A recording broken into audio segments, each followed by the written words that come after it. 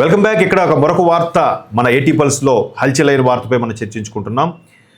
Iran పశ్చిమాసియాలకు సంబంధించి Iran ఏదైతే ఎదుర్కొంటుందో, Iran అలా ఎదుర్కోవడానికి బడే సాబ్ యాప్ ద్వారా చాలామంది ప్రభావితం చేయడానికి అయతుల్లా ఖమేనీ మరణానంతరం అక్కడ ఉండే లారిజానీ అనే ఒక సైన్యాధ్యక్షుడు కానీ, లేదంటే ఆయన కుమారుడు ముజ్తాబా కానీ, వీళ్ళందరూ కూడా ట్రంప్ను లేపేస్తాం, వాళ్ళు లేపేస్తాం, వీళ్ళు లేపేస్తామని అంటున్నారు.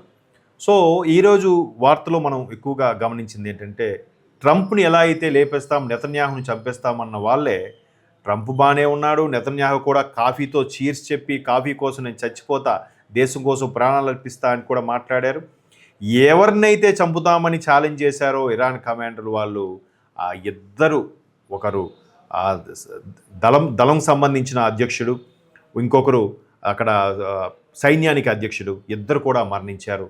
ఒకరు అబ్దుల్లా, మరొకరు లారిజానీ. వీళ్ళిద్దరూ కూడా మరణించడం మరొకసారి ఇజ్రాయెల్ తన పత్రికాముఖంగా ప్రకటన చేసింది. ఇరాన్ కీలకమైన నేతలను చంపామని. అయినప్పటికీ ఇరాన్ ఎక్కడా బయటపడలేదు.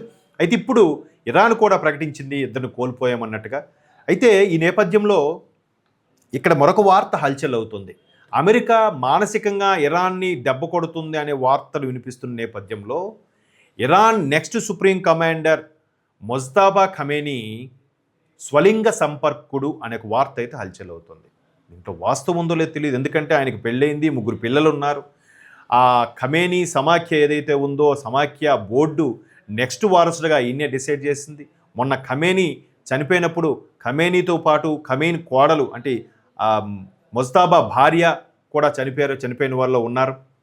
సో ఇట్లాంటి నేపథ్యంలో ఈ Mujtaba Khamenei next supreme commander ఎవరైతే ఉన్నాడో ఈయన ఒక స్వలింగ సంపర్కుడు. ఆయనతో పాటు ఏదైతే ఇస్లాంకి సంబంధించిన కోర్సు చేశాడో ఆ కోర్సులో సమకాలికుడు ఈయన స్వలింగ సంపర్కులు అనే కూడా అమెరికా ఒక పత్రికా ప్రకటన చేసింది. ఇది ఎందుకు ప్రకటన చేసిందంటే, మానసికంగా కుంగదీయాలని చేసిందా, నిజంగా ఉందా అనేది మనకి ఇంకా ధృవీకరణ అవ్వాలి. ఎందుకంటే ఇరాన్లో ఉండే మతపరమైన, ఎందుకంటే ఇప్పుడు ముజ్తాబా షియా మత గురువు కూడా, షియా మత గురువు లేదా షియా నిబంధనల ప్రకారము స్వలింగ సంపర్కం అనేది నేరము, అత్యంత హేయమైన నేరం ఇరాన్ చట్టం ప్రకారం. బట్ మరి సుప్రీం కమాండరే ఈ విధంగా స్వలింగ సంపర్కుడు అయితే దీనిపై చర్యలు తీసుకుంటారా, తీసుకోరా? దీనిపై ఏం సందేశం ఇవ్వబోతున్నారు?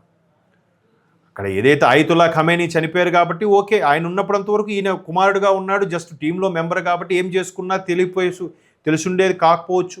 బట్ ఇప్పుడు ఈయన సుప్రీం కమాండర్ అయిన తర్వాత, షియా మత గురువుగా ఇరాన్ అంగీకరించిన తర్వాత, వాళ్ళకు కొన్ని నిబంధనలు ఏర్పడిన తర్వాత ఇక్కడ అదే వార్తల్లో హల్చల్ అవుతుంది, ఆయన స్వలింగ సంపర్కుడు అని.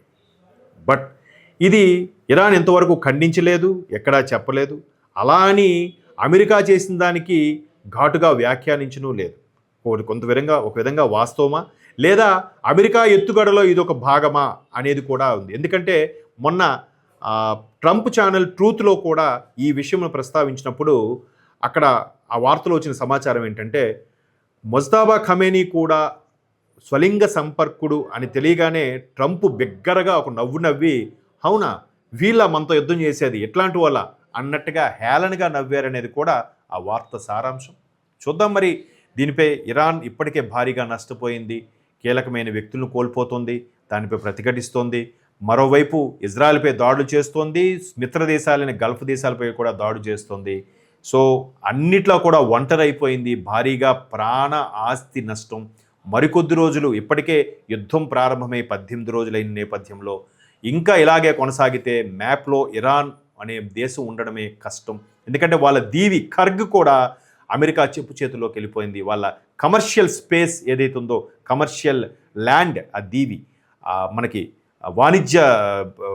వాణిజ్యపరమైన దీవి, అది కూడా అమెరికా చెప్పు చేతిలోకి వెళ్ళింది. కాబట్టి ఇరాన్ మనుగడకే ప్రశ్నార్థకంగా మారిన తరుణంలో వాళ్ళ యొక్క ప్రెస్టేజ్ మీద దెబ్బ కొట్టేలాగా అమెరికా ప్రవర్తిస్తుంది అనేది ఈ ముజ్తాబా ఖమేనీకి స్వలింగ సంపర్కుడు అనేది కొంతమంది అభిప్రాయం. చూద్దాం, దీనిపైన ఇరాన్ స్పందించాలి లేదా మరొకసారి అమెరికా అయినా ధృవీకరించేలా చేస్తుందేమో చూద్దాం. కామెంట్స్ ద్వారా మీ అభిప్రాయం తెలియజేయండి.